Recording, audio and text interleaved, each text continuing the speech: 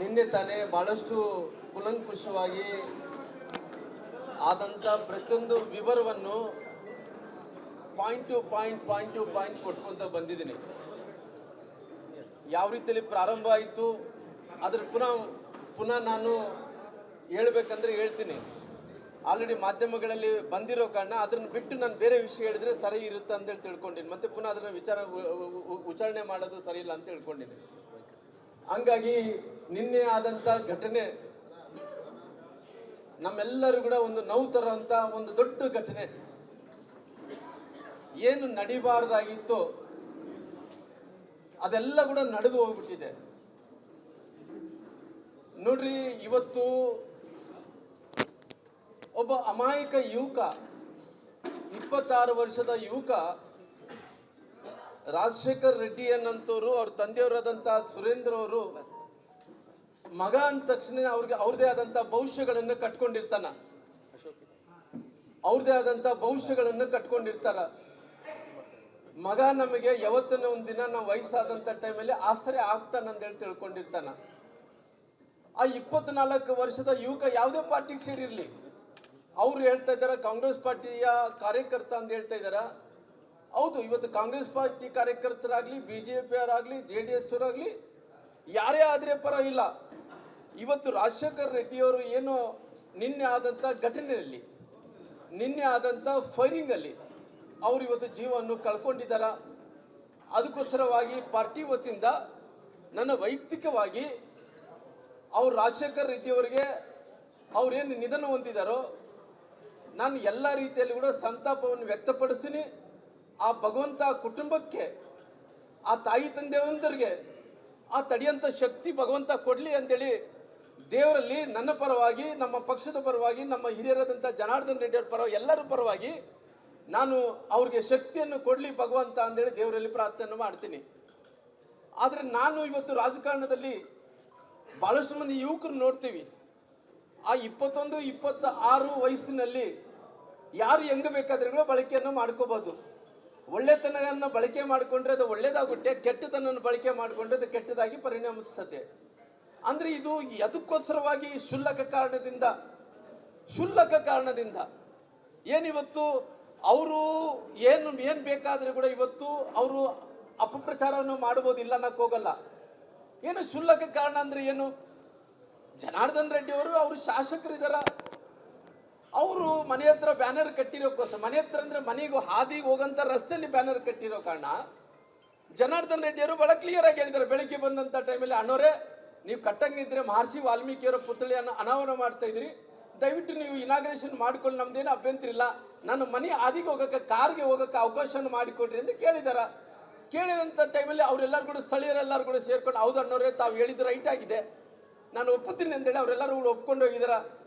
ಅವರೆಲ್ಲರೂ ಕೂಡ pre planned ಆಗಿ ಜನಾರ್ದನ್ ರೆಡ್ಡಿ ಅವ್ರನ್ನ ಎಂಥ ಪರಿಸ್ಥಿತಿಯಲ್ಲಿ ಕೂಡ ನಾವು ಜಗಳ ಮಾಡಲೇಬೇಕು ಅಂದು ಬಂದಂಥವ್ರು ಅವ್ರು ಪ್ಲ್ಯಾನ್ ಮಾಡ್ಕೊಂಡ್ರೆ ಯಾರಿಗೂ ಗೊತ್ತಿಲ್ಲರಿ. ನಮ್ಗೆ ಯಾರು ಕೂಡ ಭಾರತೀಯ ಜನತಾ ಪಾರ್ಟಿ ಕಾರ್ಯಕರ್ತರಿಗೆ ನಮ್ಮ ಅಧ್ಯಕ್ಷರಾದಂಥ ಅನಿಲ್ ನಾಯ್ಡು ಅವರು ಇಲ್ಲೇ ಇದ್ದಾರ, ಅವ್ರಿಗೆ ಯಾರಿಗೂ ಕೂಡ ಗೊತ್ತಿಲ್ಲರಿ. ನಮ್ಗೆ ಯಾರಿಗೂ ಕೂಡ ಸಡನ್ ಆಗಿ ಜನಾರ್ದನ್ ರೆಡ್ಡಿ ಅವ್ರು ಗಂಗಾವತಿಯಿಂದ ಬರ್ತಾ ಇದ್ದಾರ. ಬರೋಂಥ ಟೈಮಲ್ಲಿ ಏಕಾಏಕಿಯಾಗಿ ನಾನು ಕೂಡ ಜನಾರ್ದನ್ ರೆಡ್ಡಿ ಮನೆಗೆ ಬರಬೇಕನ್ನಂಥದ್ದು, ನಾನು ಕೂಡ ಅಲ್ಲಿಂದ ನಮ್ಮ ಮನೆ ಕಡೆಯಿಂದ ಬರ್ತಾ ಇದ್ವಿ, ನಾನು ಜನಾರ್ದನ್ ರೆಡ್ಡಿ ಅವರು. ಏಕಾಏಕಿಯಾಗಿ ಸಡನ್ ಆಗಿ ದಾಳಿ ನಡೀತ್ರಿ. ಆ ಸಡನ್ ಆಗಿ ದಾಳಿ ನಡೆದ ತಕ್ಷಣ ಏನಾಯ್ತು, ಅವರು ನೂಕುಲ ಮಾಡ್ತಾ ಇದ್ರೆ ನಮ್ಮ ಕೈಲಾಗಲಿಲ್ಲ. ನಾವು ಸೈಡಿಗೆ ಬಂದು ನಿಂತೀವಿ. ಜನಾರ್ದನ್ ರೆಡ್ಡಿ ಅವರು ಕೂಡ ಸೈಡಿಗೆ ಬಂದು ನಿಂತ ಟೈಮಲ್ಲಿ ಅವ್ರ ಮೇಲೆ ಕೂಡ ಗುಂಡು ಹಾರ್ತಾ ಇದ್ವು ರೀ. ಅವರು ಸ್ವತಃ ಅವರೇ ನೋಡಿಸಿದ್ರು ನನ್ನ ಮೇಲೆ ಗುಂಡು ಹಾರಿದೆ ಅನ್ನಂಥದ್ದು ಅವ್ರು ಕೂಡ ನೋಡಿಸ್ಕೊಟ್ರು. ಅವ್ರು ನೋಡಿಸಿಕೊಟ್ಟಿದ ನಂತರ ಅಲ್ಲಿ ಏನಾಯಿತು, ಅಷ್ಟೊತ್ತೊಳಗೆ ಪೊಲೀಸ್ ಎಲ್ಲರೂ ಕೂಡ ಬಂದು ಆ ಗುಂಪನ್ನು ಚದುರಿಸೋಂಥ ಕೆಲಸ ಮಾಡಿದರು. ಚದುರಿಸೋಂಥ ಟೈಮಲ್ಲಿ ಅವ್ರಿಗೆ ಬೇಕಾದಂಥವ್ರು ಅವ್ರಿಗೂ ಗುಂಪುಗಳು ಘೋಷಣೆಯನ್ನು ಮಾಡಿದ್ರು. ನಮಗೆ ಅಲ್ಲಿ ಗೊತ್ತಾದ ತಕ್ಷಣ ನಮಗೆ ಬೇಕಾದಂಥವ್ರು ನಮ್ಮವ್ರು ಕೂಡ ಘೋಷಣೆಗಳನ್ನು ಮಾಡ್ತಾಯಿದ್ರು. ಆ ಘೋಷಣೆಗಳು ಮಾಡಿದ ತಕ್ಷಣ ಅಷ್ಟೊತ್ತೊಳಗಡೆ ಏನಾಯಿತು, ಗುಂಪು ಜಾಸ್ತಿ ಒಳಗಡೆ ಪೊಲೀಸರು ಫೈರಿಂಗ್ ಪ್ರಾರಂಭ ಮಾಡಿದರು. ಆ ಪೊಲೀಸರು ಫೈರಿಂಗ್ಕಿಂತ ಮುಂಚೆ ಈ ಬಾಡಿಗಾರ್ಡ್ಗಳು ಯಾರು ಸತೀಶ್ ರೆಡ್ಡಿ ಅನ್ನಂಥ ಬಾಡಿಗಾರ್ಡ್ಗಳು, ಅವ್ರು ಯಾರೋ ಉತ್ತರ ಪ್ರದೇಶದಿಂದ, ಬೇರೆ ಬೇರೆ ಬಿಹಾರಗಳಿಂದ ಬಂದಂಥ ಬಾಡಿಗಾರ್ಡ್ಗಳು ಏನು ಸಿನಿಮಾದಾಗ ಹೊಡಿತಾರ್ರಿ.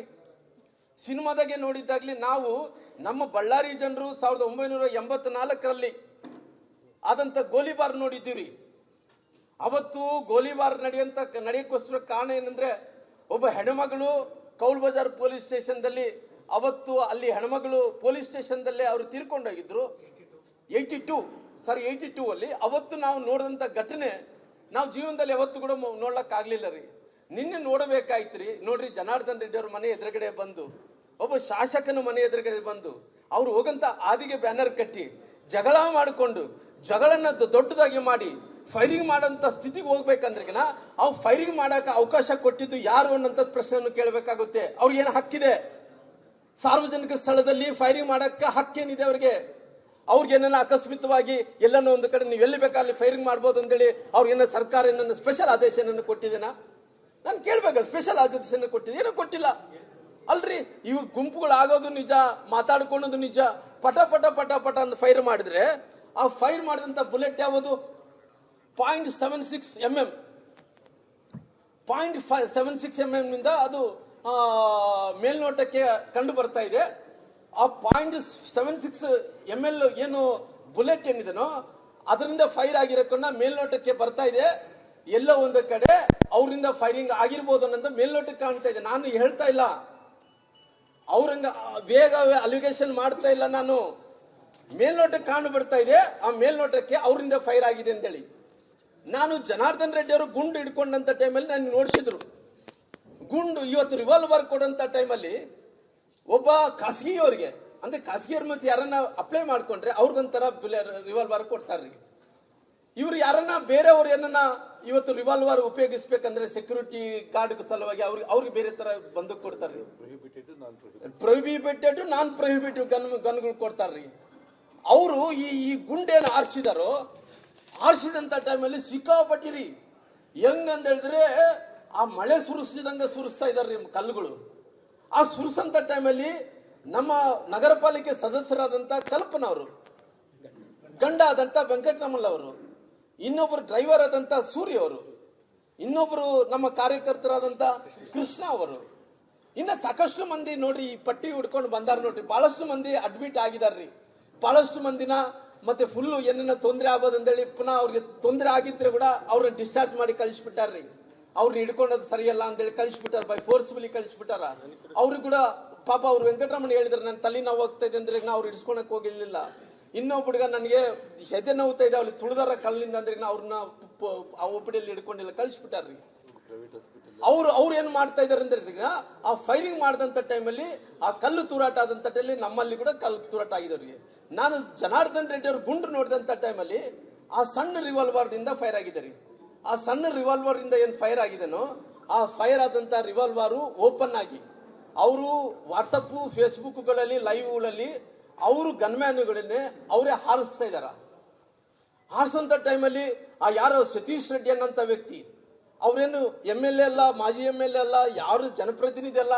ಅವ್ರಿಗೆ ಸರ್ಕಾರ ಸೆಕ್ಯೂರಿಟಿ ಕೊಡುತ್ತೆ, ಪೊಲೀಸು ಸೆಕ್ಯೂರಿಟಿ ಕೊಡುತ್ತೆ, ಬಾಡಿಗಾರ್ಡ್ಗಳನ್ನ ಸೆಕ್ಯೂರಿಟಿ ಮಾಡಿಕೊಡ್ತದೆ. ಓಪನ್ ಆಗಿ ಬಿಹಾರ್ ತರ ರೀ, ನಮ್ಮ ಕರ್ನಾಟಕದಲ್ಲಿ ಯಾವ ಕಲ್ಚರ್ ಇಲ್ಲ ನಮಗೆ. ಬಿಹಾರ್ ತರ ಅವ್ರು ಗನ್ಗಳು ಹಿಡ್ಕೊಂಡು ಆಟ ಆಡ್ತಾರ, ಸಿನಿಮಾ ತರ ಓಡಾಡ್ತಾ ಇದಾರ. ಏನು ಸಿನಿಮಾ ತರ ಒಬ್ಬನು ಡೋರ್ ಓಪನ್ ಮಾಡ್ತಾನ, ಒಬ್ಬ ಡೋರಲ್ಲಿ ನಿಲ್ತಾನ, ಫೈರ್ ಮಾಡ್ತಾನ, ಡಮ ಡಮ ಡಮ ಡಮ ಡಮ ಅಂತೇಳಿ. ಅಷ್ಟು ದೌರ್ಜನ್ಯ ರೀ.